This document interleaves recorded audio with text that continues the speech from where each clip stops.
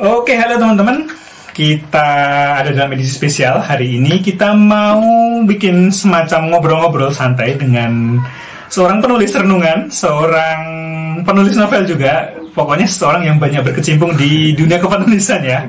Kita sudah bersama dengan Den Mas Marto alias Pak Ari Saptaji, penulis 30 buku, terus penerjemah juga, aktif dalam dunia penyuntingan, dan yang kita soroti hari ini, dia juga berkecimpung dalam bidang penulisan renungan ya, baik itu renungan untuk orang dewasa, bahkan juga renungan untuk anak-anak. Pak Ari ini selama 4 tahun sempat menjadi pemimpin redaksi dari Renungan Harian.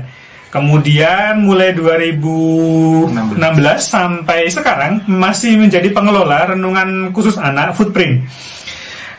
Kita hari ini akan belajar dari Pak Ari ini bagaimana sih proses dibalik kepenulisan satu renungan itu, prosesnya seperti apa hingga bisa menjadi sesuatu yang bisa kita nikmati untuk kita baca setiap saat, menjadi tulisan yang menginspirasi dan mungkin membantu juga kita dalam perenungan sehari-hari.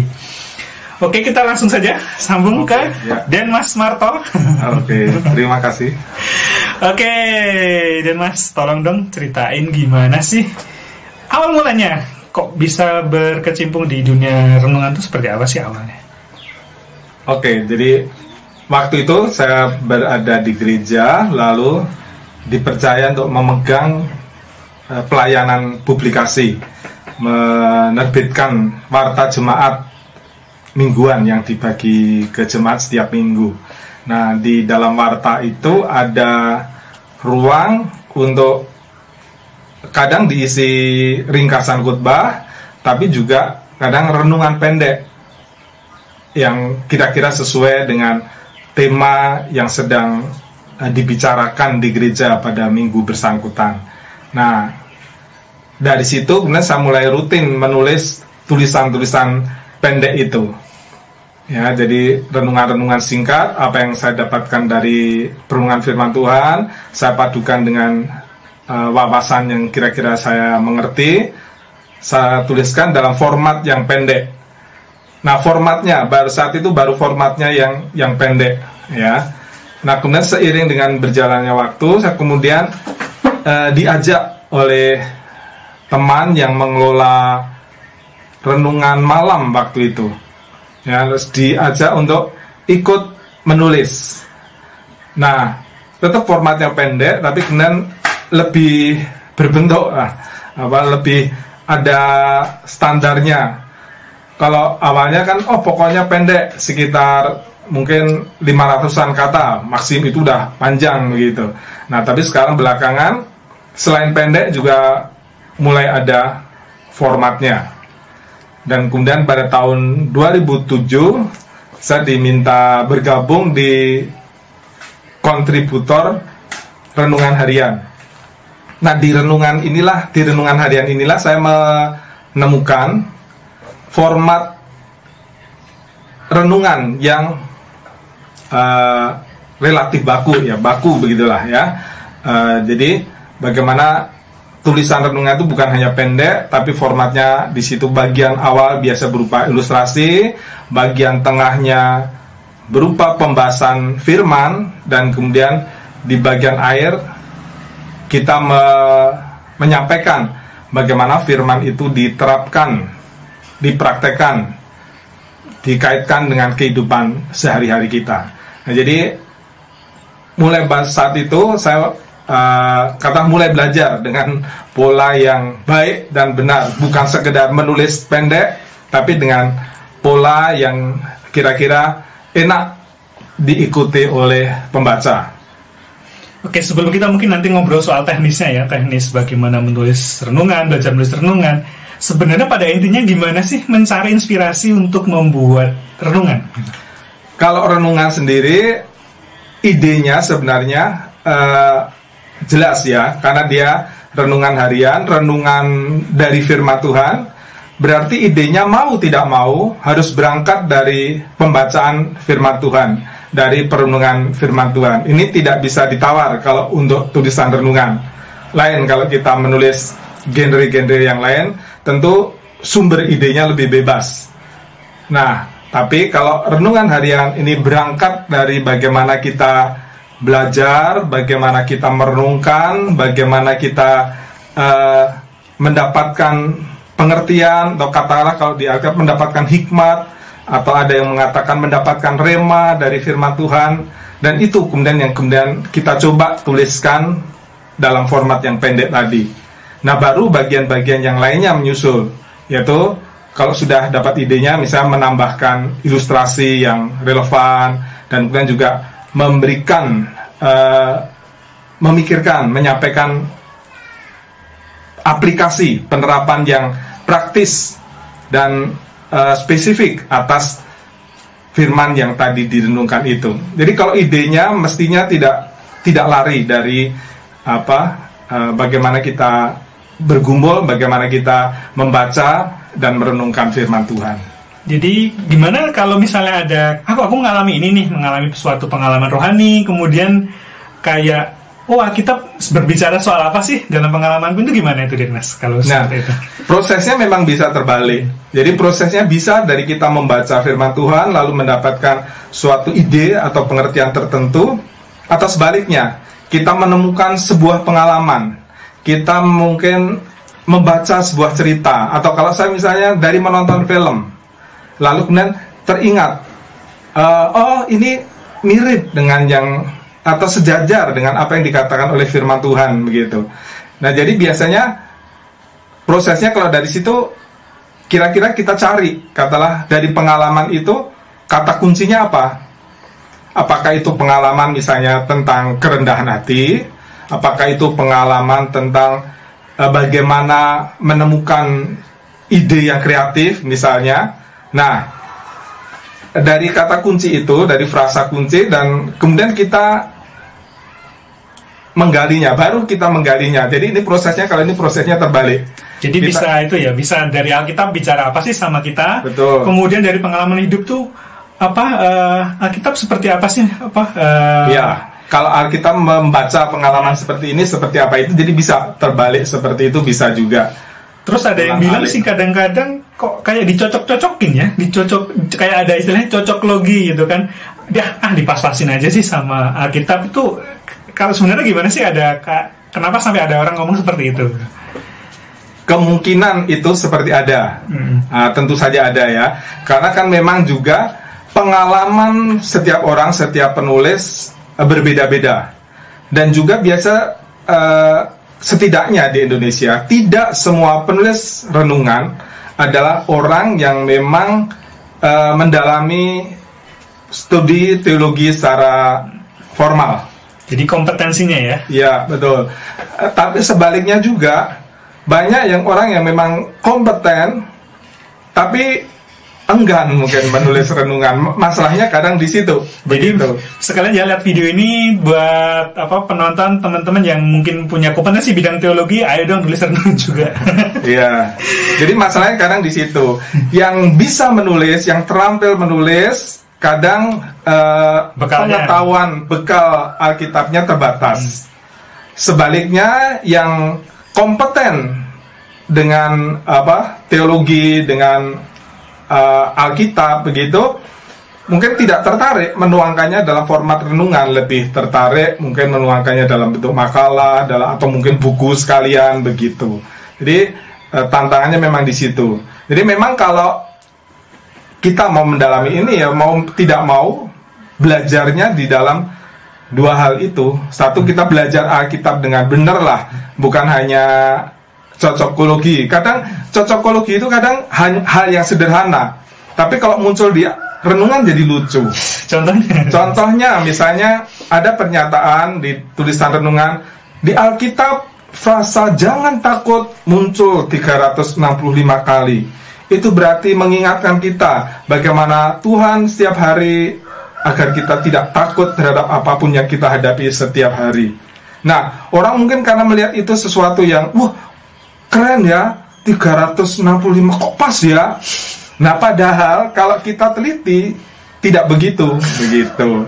Jumlahnya saya lupa, entah lebih sedikit atau lebih banyak. Tapi tidak pas 365 kan? Tapi tidak pas 365. Jadi kadang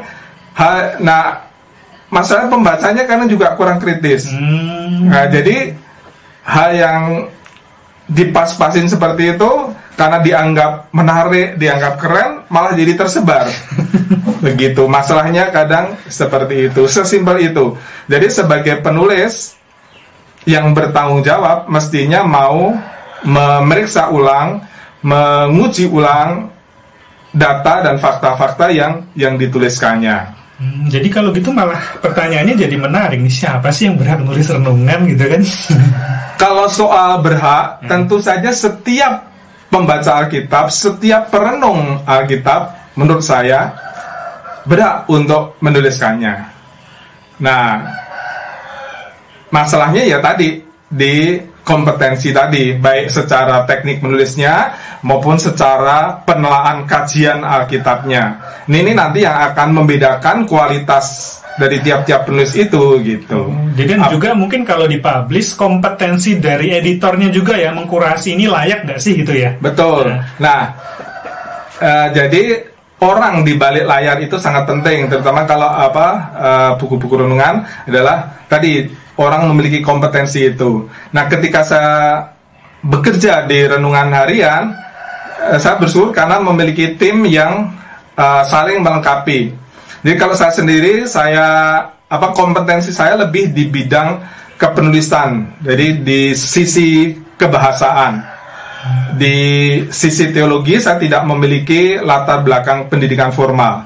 Namun renungan harian dilengkapi tim penyelia yang memiliki latar belakang teologis. Jadi di situ bisa melengkapi. Jadi kalau ada tulisan yang dikirim, biasanya yang diperiksa adalah konten teologisnya dulu.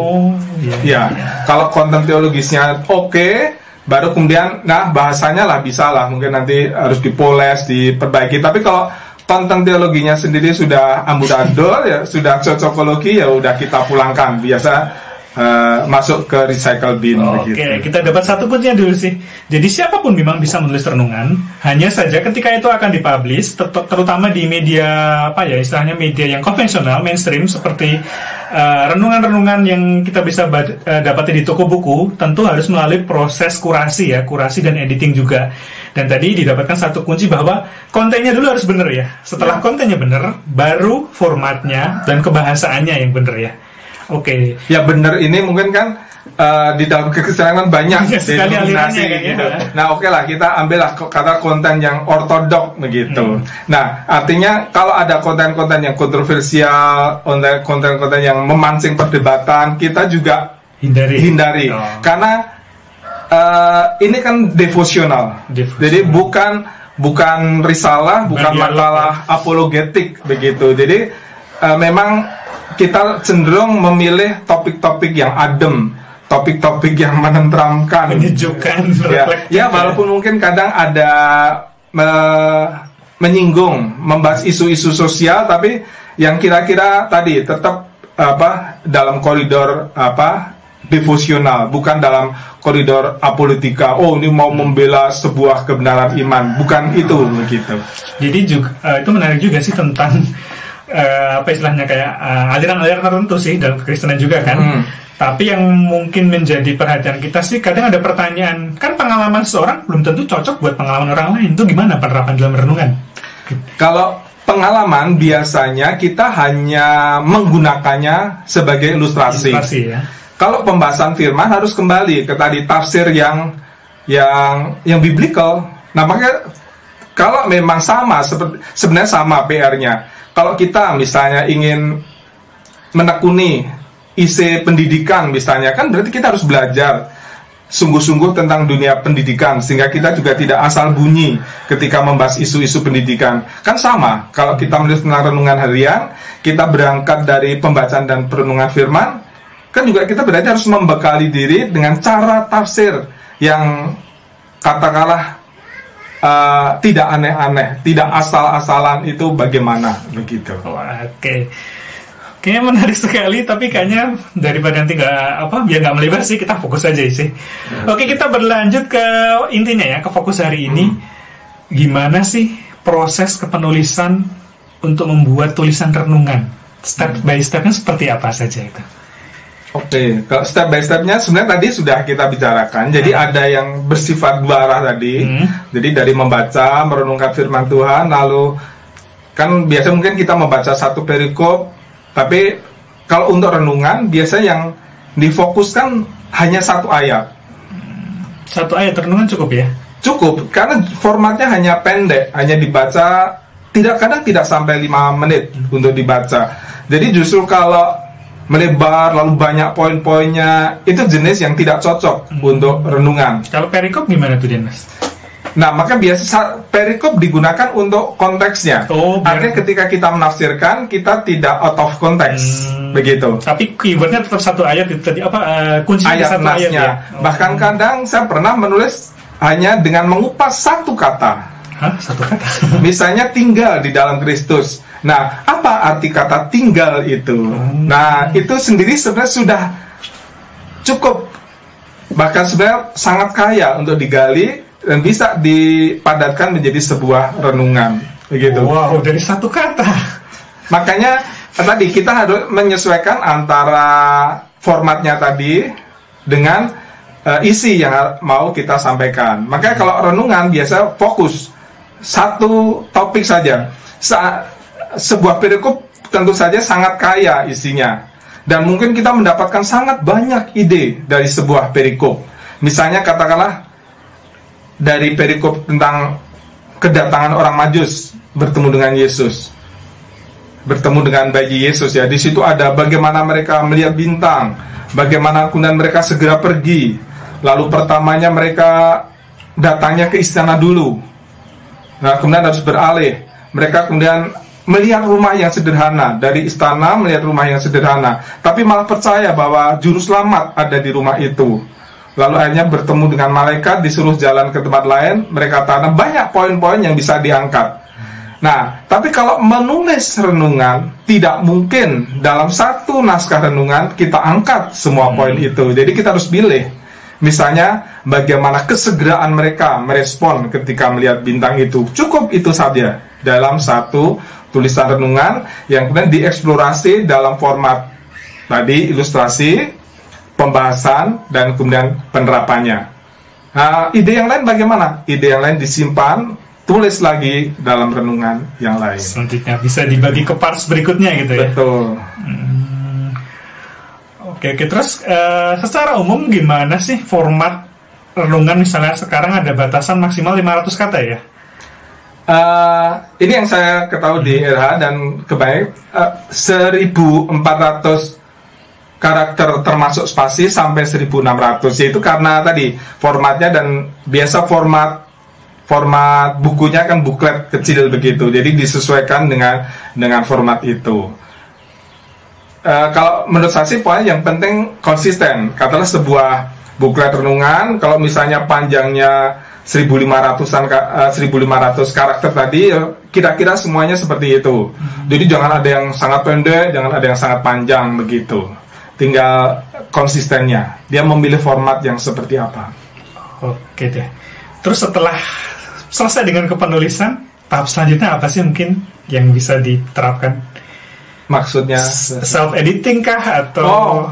Kalau itu jelas sih, artinya untuk seorang penulis, ketika dia selesai menulis draftnya, pantang dia harus terlalu pede kalau dia langsung mengirimkannya gitu. Dia harus paling tidak yang mengendapkannya, dan dia sendiri seharusnya yang menulis ulang. Mentang-mentang di sana ada editor, ada tim penyilia tadi, kita kirim naskah yang formatnya masih amburadul, yang ejaannya masih centang berenang. Ya, ketika menjadi redaksi, editor, staff banyak penulis yang seperti itu. Artinya hal yang dasar ini saja belum dikuasai. Artinya naskah yang masih, aduh, kita bacanya begitu ngelihatnya sudah berkunang-kunang. Artinya untuk masuk lebih jauh, menikmati lebih jauh tulisannya jadi terganggu ya. Mungkin malah langsung coret. skip lewat begitu ya. Okay. Karena yang mengirim kan juga banyak gitu. Oh, iya, artinya kalau tampilannya saja udah seperti bola ruwet, benang ruwet, ya kita membacanya tidak tertarik begitu. Oke, jadi buat teman-teman yang mau tertarik untuk nulis renungan, selain konten yang benar, kemasannya juga harus benar dong, formatnya yang benar, bahasanya yang benar, kayak gitu kan? Ya. Jadi udah kontennya bagus, formatnya enak, langsung editor senyum-senyum gitu. Ya seneng banget kalau editor terima naskah yang ya tinggal poles dikit, atau mungkin malah nggak perlu poles sama sekali, langsung tampil itu malah. Dan harusnya penulis juga puas kalau seperti itu. Karena tidak sedikit penulis yang malah bilang, Mas, saya kalau malah jadi pangling dengan renungan saya, kan berubah bahasanya. Artinya ya isinya diakui oke, tapi bahasanya waduh masih jauh gitu.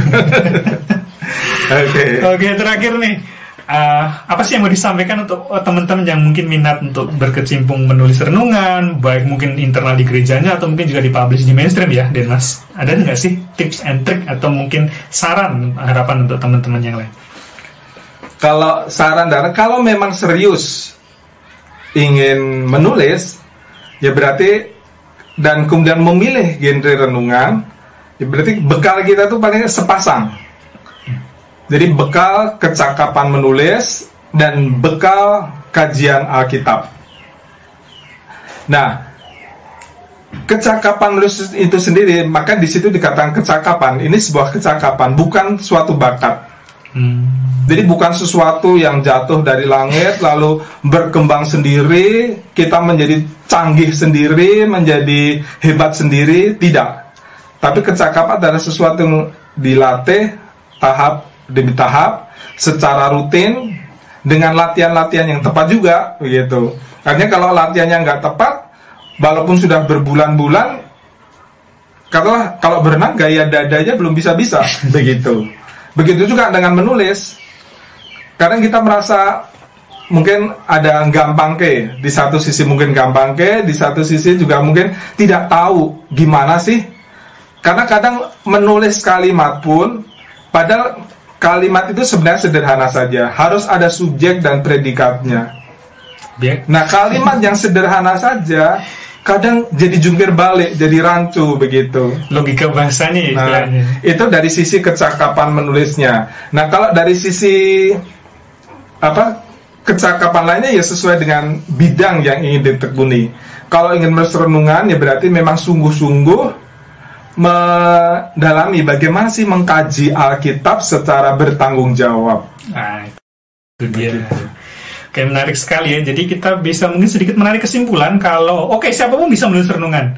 Cuma ada pertanggungjawabannya tadi, ada proses penyaringannya juga tadi kan. Kalau mau dipublish, kalau untuk diri sendiri sih ya terserah sih ya, disimpan kan. Tapi kalau dikonsumsi orang banyak di media terutama, dan melalui media mainstream tentunya harus melalui proses kurasi, terus editing, dan dicek dulu paling penting bener nggak sih isinya kan. Nah setelah itu baru dia dipublish. Oke. Nah demikian teman-teman untuk edisi awal kita ya. Edisi pertama ini masih banyak bolong-bolong, nggak apa-apa, kita belajar dulu ya. Oke, kita sambung di edisi mungkin berikutnya. Kita tunggu saja. Kita masih akan berkutat dengan kepenulisan, tentang renungan, dan juga mungkin tentang film nantinya ya. Dan jangan lupa juga, ini Den Mas nih bentar lagi ngeluncurin buku loh. Wow. Dia juga selain menulis renungan juga banyak menulis tulisan-tulisan lainnya, mungkin termasuk novel ya. Dan dalam waktu dekat akan ada 3 novelnya. Seperti apa? Kita tunggu ya di edisi berikutnya untuk buka-bukaan lebih lanjutnya. Oke, sampai jumpa di edisi berikutnya. Salam. Salam.